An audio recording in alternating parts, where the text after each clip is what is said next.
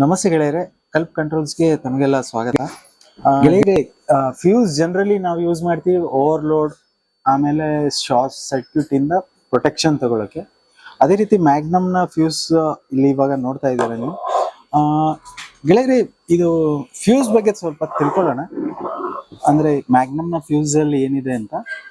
ಗೆಳೆಯರೆ, ಇದು 63 amperes fuse ಇದೆ. ಇದು ಇಲ್ಲಿ 63 ಅಂತ ಮೆನ್ಷನ್ ಮಾಡಿದ್ದೀವಿ.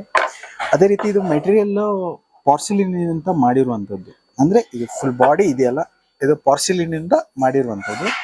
ಅದೇ ರೀತಿ ಒಳಗಡೆ ಬಗ್ಗೆ ಸ್ವಲ್ಪ ತಿಳ್ಕೊಳ್ಳೋಣ. ಗೆಳೆಯರೆ, ಇದರ ಒಳಗಡೆ ನೋಡಿ, ಈ ಕಾಂಪೊನೆಂಟ್ ಇದೆಯಲ್ಲ, ಇದು ಬ್ರಾಸ್ ಕಾಂಪೊನೆಂಟ್. ಇದು ಹೆವಿ ಡ್ಯೂಟಿ ಬ್ರಾಸ್ ಇಂದ ಮಾಡಿರುವಂತದ್ದು. ಅದೇ ರೀತಿ ಪಕ್ಕದಲ್ಲಿ ಪ್ರಾಸ್ಪೋಸ್ ಬ್ರಾನ್ಸ್ ಇದೆ.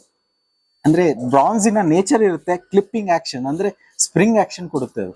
ಅದೇ ರೀತಿ ಈ ಕ್ಲ್ಯಾಂಪ್ ಇದೆಯಲ್ಲ, ETP ಕಾಪರ್ ಅಂತ ಮಾಡಿರುವಂತದ್ದು. 99.9 ಪ್ಯೂರಿಟಿ ಇರುತ್ತೆ. ಗೆಳೆಯರೆ, ನೀವು ಫ್ಯೂಸ್ ಅನ್ನು ಯೂಸ್ ಮಾಡುವಾಗ ನೀವು ಇದನ್ನು ಫಸ್ಟ್ಗೆ ಸುನಿಶ್ಚಿತಗೊಳಿಸಿ. ಅಂದ್ರೆ ನಿಮ್ಗೆ ಎಷ್ಟು ಆಂಪಿಯರ್ ನ ಫ್ಯೂಸ್ ಅನ್ನು ಯೂಸ್ ಮಾಡಬೇಕು ಅಂತ. ಅದನ್ನು ಆಕ್ಚುಲಿ ಯಾವ ರೀತಿ ಅಂದ್ರೆ, ನಿಮ್ಮ ಎಲೆಕ್ಟ್ರಿಷಿಯನ್ ಆಗಿರ್ಬೋದು, ಅಥವಾ ಇಂಜಿನಿಯರ್ ಆಗಿರ್ಬೋದು, ಅಥವಾ ನಿಮ್ಗೆ ಪಂಪ್ ಯಾ ಮೋಟರ್ ಎಷ್ಟು ಆಂಪಿಯರ್ ತಗೋತಾ ಇದೆ ಅಂತೇಳಿ ಆ ಪಂಪ್ ಅಲ್ಲಿ ಅಥವಾ ಇದರಲ್ಲಿ ಮೆನ್ಷನ್ ಇರುತ್ತೆ. ಅದನ್ನ ನೋಡ್ಬಿಟ್ಟು ನೀವು ಆಕ್ಚುಲಿ 63 ಆಂಪಿಯರ ಅಥವಾ 100 ಆಂಪಿಯರ ಅಂತ ಡಿಸೈಡ್ ಮಾಡ್ಬೋದು. ಆದ್ರೆ ಗೆಳೆಯರೆ, ಇದರಲ್ಲಿ 63 ಆಂಪಿಯರ್ ಅಂತೇಳಿ ಇದ್ರೆ, ಸಪೋಸ್ ನೀವೆಲ್ಲಾದ್ರೂ ಇದಕ್ಕೆ 63ರ ಬದಲು ನಾವು 100 ಆಂಪಿಯರ್ ಯೂಸ್ ಮಾಡ್ತೇವೆ ಅಂತೇಳಿ ಆದ್ರೆ ಅದು ತಪ್ಪಾಗಿರುತ್ತೆ.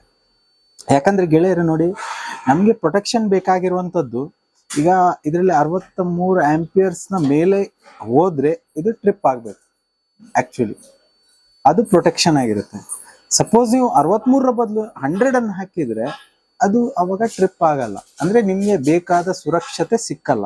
ಆದ್ರಿಂದ ನೀವು 63 ಆಂಪಿಯರ್ಸ್ ಇಂದ ಫ್ಯೂಸ್ ಆದ್ರೆ, ಅಂದ್ರೆ ನಿಮ್ಗೆ ರೇಟೆಡ್ ಆಂಪಿಯರ್ ಇಂದ ಫ್ಯೂಸ್ ಅನ್ನೇ ಯೂಸ್ ಮಾಡ್ಬೇಕು. ಅಂದ್ರೆ ಅಲ್ಲಿ ನಿಮ್ಗೆ ಎಷ್ಟು ಆಂಪಿಯರ್ನ ಅವಶ್ಯಕತೆ ಇದೆಯೋ ಅಷ್ಟರದ್ದು ಮಾತ್ರ ಯೂಸ್ ಮಾಡಿ.